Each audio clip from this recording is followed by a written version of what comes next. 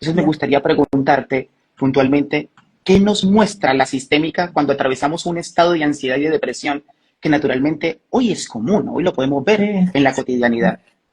La depresión es vacío de alguien. Mm, Vacío. En general es de madre o de padre o de un hermano gemelo o de un hermano. Y mira, puede que sea, por ejemplo, alguien que perdió a sus padres de pequeño, porque solamente hace una depresión a los 18, a los 20 años. Ha estado adaptándose, luchando con los diferentes recursos que puede haber, pero en un momento dado lo que se impone es la ausencia. Para que precisamente a partir de ese momento ya es que estará capaz ya de vivir la pérdida de los padres, llorarlos y tomarlos, ¿no?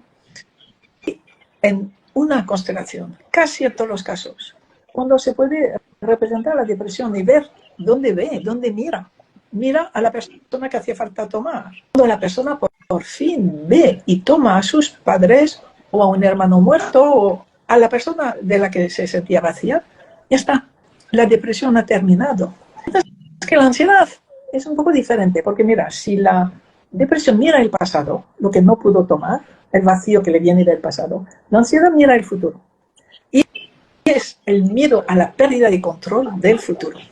Será ver que la persona hasta hoy está necesitando su control sobre todo, todos los campos, incluso hablando, viendo su vida. Ah, tú eso lo controlas, ¿no? Sí, sí, sí, sí. Y esto, ah, también. Y que la persona pueda empezar a comprender que la vida real no se puede controlar y poder aceptar la incertidumbre.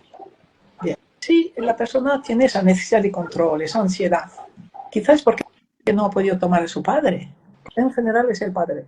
A veces puede ser una generación más alejada, un abuelo, un bisabuelo.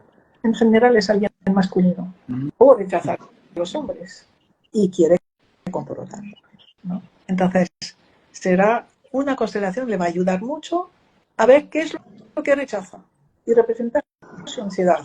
Y como su ansiedad es algo tan infantil, va a poder mirar a lo que rechaza y si está preparada, si está ya en esa etapa de poder aceptar a su padre, lo masculino, va a poder rendirse ante la vida, que la vida no está a su servicio, sino ella al servicio de la vida, ¿no?